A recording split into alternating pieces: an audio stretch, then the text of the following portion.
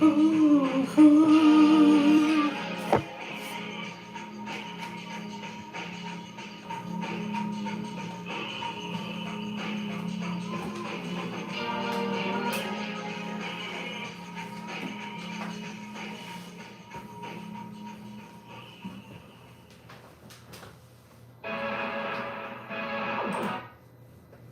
up and it down.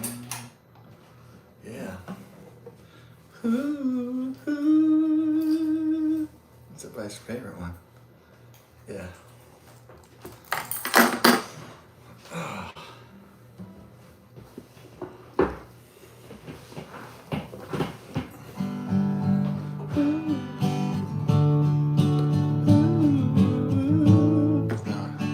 What do you think chords it is? What do I think are the chords?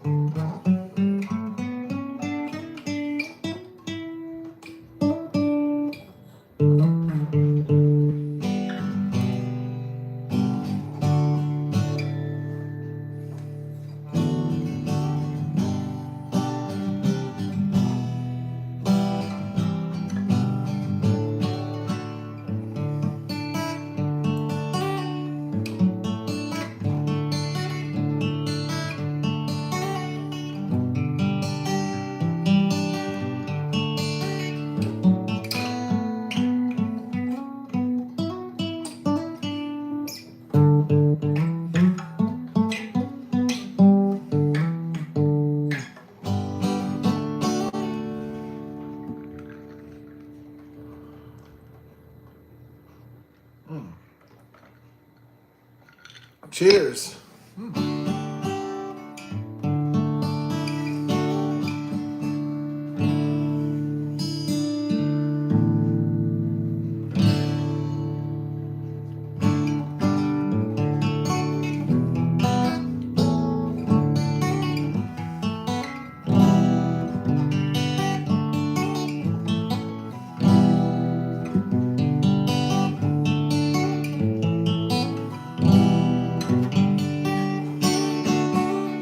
Yeah, so one of my first jobs when I was 17 was the movie theater.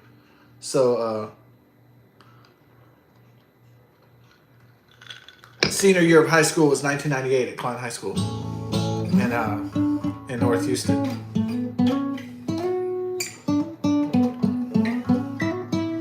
I worked at this small 10-screen movie theater back in the days of film, before it was replaced by digital and all that, back in the 20th century. And one of the first movies I showed, I worked at the theater that was being shown that summer was called Blade. Or that year, Blade, sometime. I can't really remember whether it was a summer release or if it was like a fall. But it was like this huge smash hit before Spider-Man, before Iron Man, movie studios, except for Batman, didn't really take superhero movies that seriously back in those days because we had a lot of big bombs. I guess Spawn was a big bomb, I think. The movie looked really cool. When I saw Spawn, like when I was a teenager, I always wanted to go see it, but I never did. And it had cool like imagery, and they actually had like an HBO animated series. And one thing I remember, like, it was a rated R cartoon series of Spawn, based on the comics, and they had this black dude, and he's like reminiscent about the Vietnam War, while he's like butt fucking a blonde chick. He's like having flashbacks to the Vietnam War, and I was thinking to myself, when I was like 16, I was like, what the fuck is this? And I just remember, So I was like, okay, Spawn's kind of interesting, although I never read the comics. I only saw that the Vietnam flashback butt fuck scene from the HBO animated series. I mean, it didn't really make me want to watch it. I guess I was sort of like, what the fuck is this? And then, but yeah, I saw the previews. Was it Todd McFarlane? Yeah, it looked pretty cool. I never saw it though. I don't know. I thought it was a bomb, but I'm getting somewhere with this story eventually. So in 1997, I think Spawn was 1996, I want to say. And then I want to say 1997 was Batman and Robin. And I want to say that killed the whole Batman franchise for a long time. And it was such a horrendous movie. I didn't go see it because I caught wind that it was a big steaming pile of shit, and I steered clear of it. Steered clear of it like the plague, like the COVID-19 Chinese coof. And yeah, I heard it was a big stinker.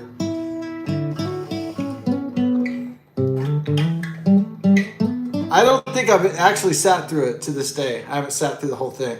I think one day, just like for the fuck of it, I'll just be on my deathbed. I'll put it on.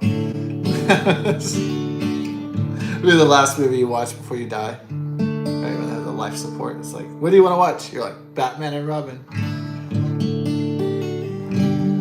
I do like Arnold Schwarzenegger's lines though, you know, like, you're not sending me to the cooler.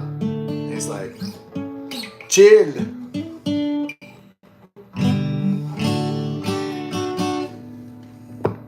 Yeah.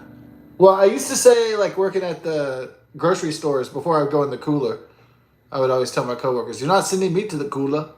I'm sure a lot of them never even saw Batman and Robin.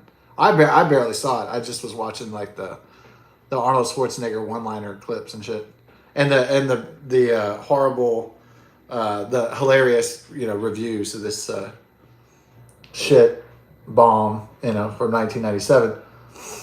So yeah, pretty much comic book movies were dead by the time, you know, Blade came out in 1998, and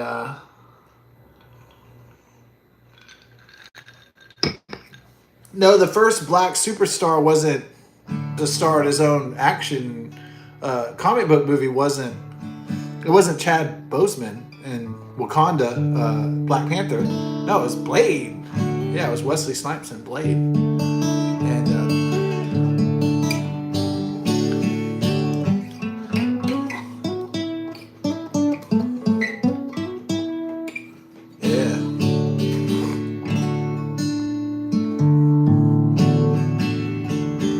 So I saw that, and Blade was a big hit. I don't know if the studios knew it was going to be a big hit, but it was a big ass hit. Had Chris Christopherson, Wesley Snipes, Stephen Dorff. Yeah, it was great. The African American woman they had play the love interest, she was fine. The phlebotomist, is that they call it, the blood nurse or the blood scientist, I guess.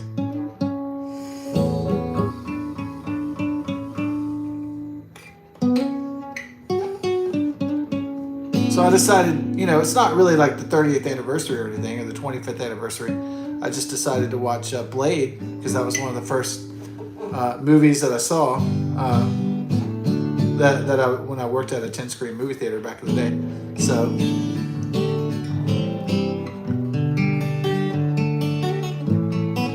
one thing I love about late 1990s, early 2000s movies, I love how they always have like a rave scene. They always have like a fucking techno scene. Yeah. I love that fucking pumping rave music, and the dance scenes and shit. That was cool.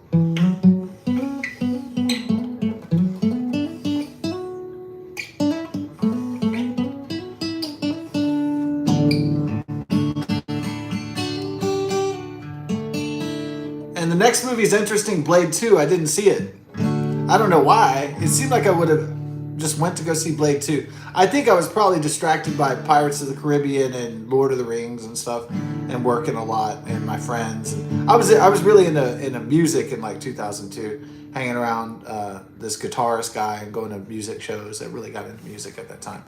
So I kind of forgot about. I kind of like let the movie, the cinephile thing, kind of go get replaced by the music thing. So listening to records and going to record shops and going to live shows and going to concerts and stuff. Yeah. So for some reason I didn't see Blade 2.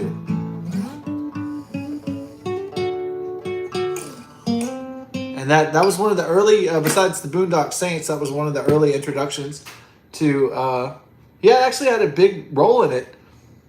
It was Norman Reedus as Scud, and so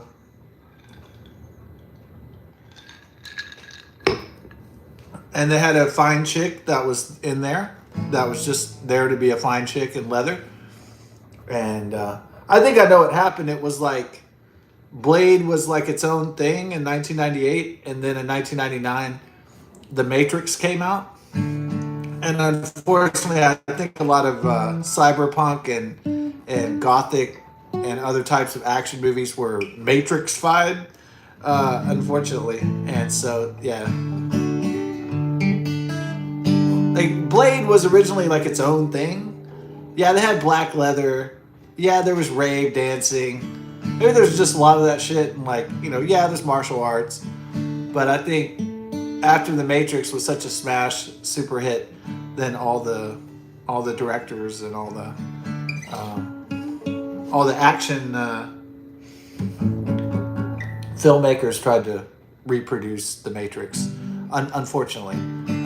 So I don't think Blade really escaped that Matrixification of the movies. Well, I guess that's a good comment. Did it rip off Blade, or did Blade rip off The Matrix? They both influenced each other, I guess. You really want to say.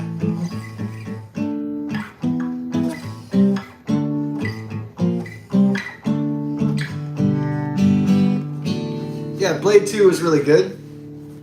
Really, really, yeah, I thought it was pretty good.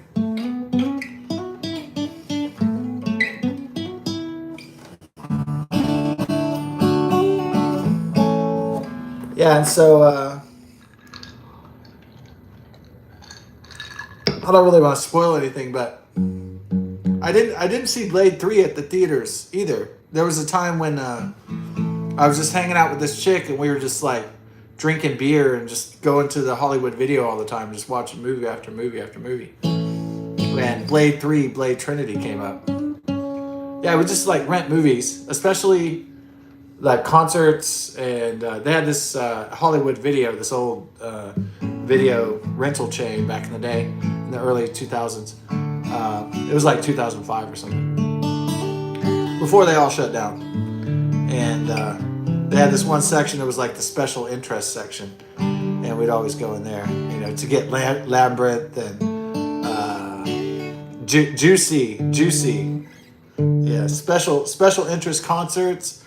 Weird movies, weird, strange fantasy movies, strange sci-fi movies. Let's go through the sci-fi section and just grab a bunch of shit, just see what's in there.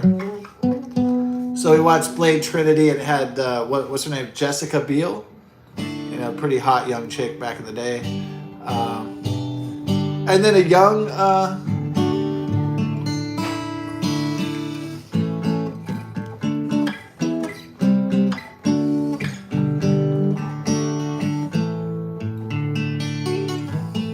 You want to call him Ryan Gosling? That's not his name.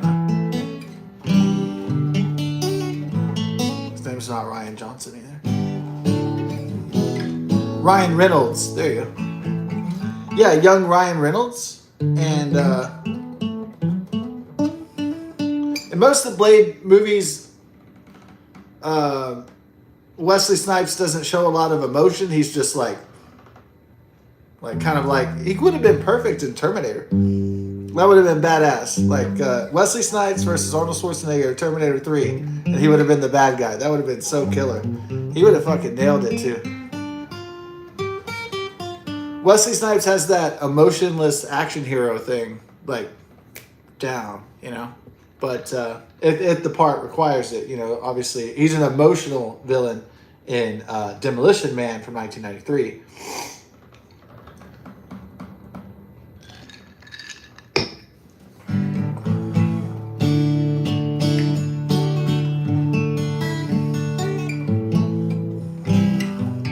Yeah, but Wesley Snipes did great, like getting real fit and real jacked up to play Blade. It was perfect. Yeah, he would have been awesome in like Terminator 3, Rise of the Machines, or like, I'm surprised he wasn't cast for a Terminator. I'm really surprised. I'm surprised that a casting director or producer didn't see Blade and said, these gotta be in Terminator 3, you know? Or at least Terminator Salvation, you know, by 2007. So we're watching we're watching Blade 3. It's called Blade Trinity. And me and this chick,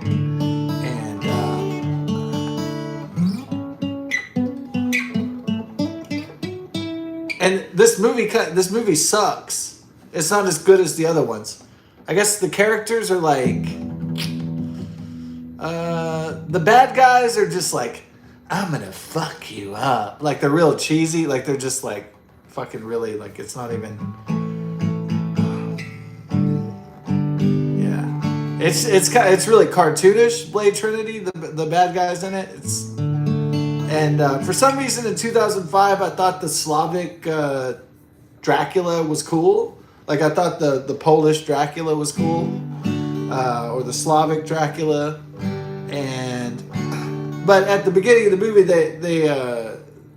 they find Count Dracula in Syria, and I was like, what the hell? Yeah, so because the mythology of Count Dracula is based on Dracul, the House of the Dragon from Romania, you know, Transylvania, Carpathia, Vlad the Impaler. So, I don't know. The Syrian shit, I was kind of like, well, I guess you can find Dracula in Syria. I guess if you're a vampire, you can go anywhere because you're immortal and shit. Anyways, you know, well, I don't want to nitpick too much. But, okay, he's found in Syria.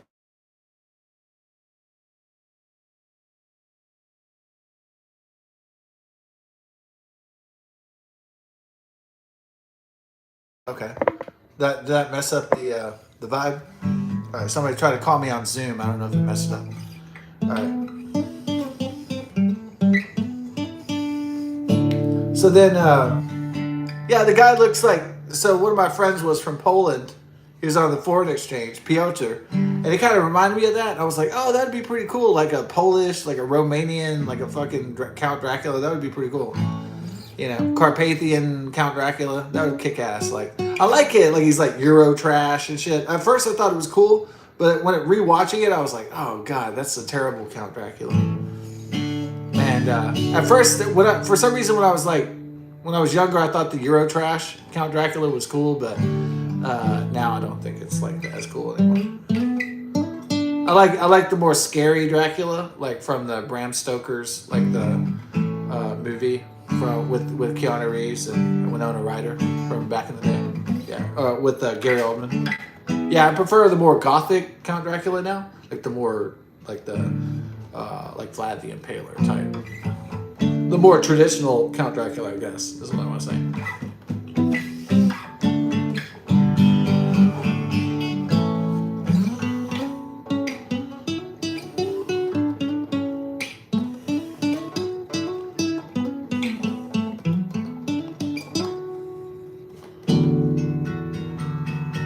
Yeah, Phil just called my old neighbor on Zoom. I didn't catch it because I was making the vid, but I'll come back later.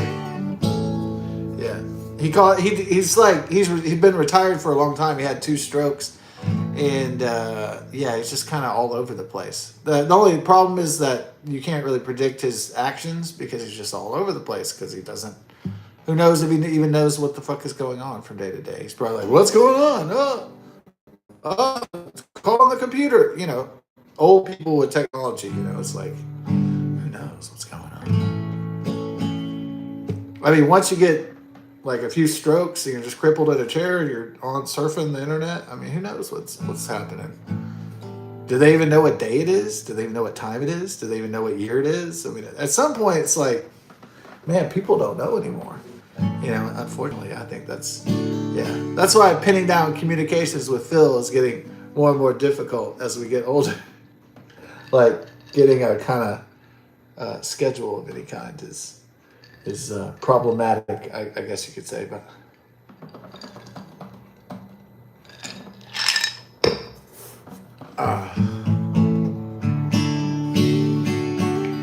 so one of the major conflicts that Wesley Snipes didn't like about Blade Trinity, and I realized, is that Ryan Reynolds starts doing his Ryan Reynolds shittick, and it's one of the funniest. It's the scene actually saves the movie. The rest of the movie is a lot of the characters are. Ryan Reynolds saves the movie. Yeah, he's doing his shittick. You know, he's doing his "Hi, sweetheart" and all that silly shit. And it's like, either you like that kind of comedy or you don't. And to me, it's super funny when he's getting like interrogated and beat up, and he's cracking all these jokes. And of course, it overshadowed. You know, they probably should have balanced the movie where they had, you know, like, yeah, it was kind of weird because it's like Deadpool meets Blade, which would be cool in real life if that actually happened. But I know Wesley Snipes does the cameo, and I haven't seen Deadpool and Wolverine. I'd love to see his cameo. But anyways, yeah, really, I think the character Deadpool, the future Ryan Reynolds hit, I think it was born in Blade Trinity, and in particular this one scene where the character's captured. But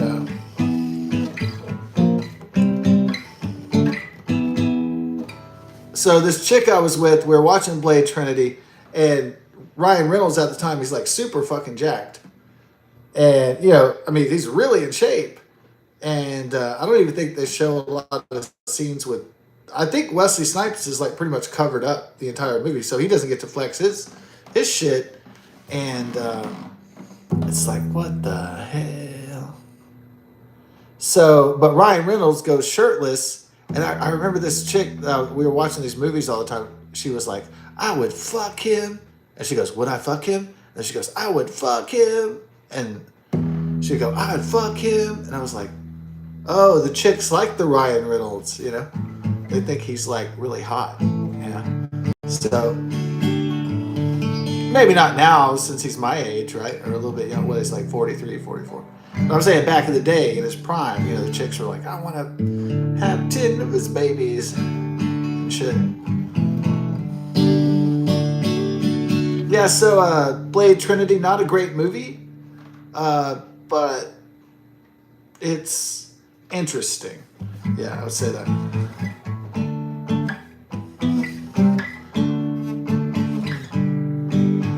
I think they fucked up Dracula. Yeah.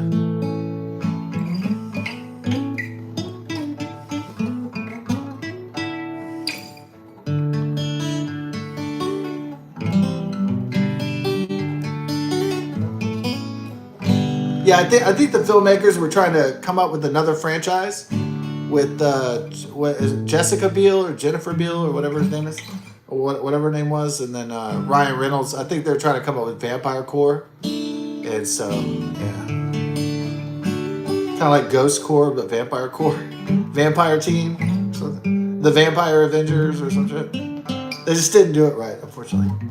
They fucked up Dracula. It's a big no-no. Dracula has to be badass. You know, Dracula has to be the top vampire. Like, he has to be like the most like evil, like satanic one, you know. But ta-ta.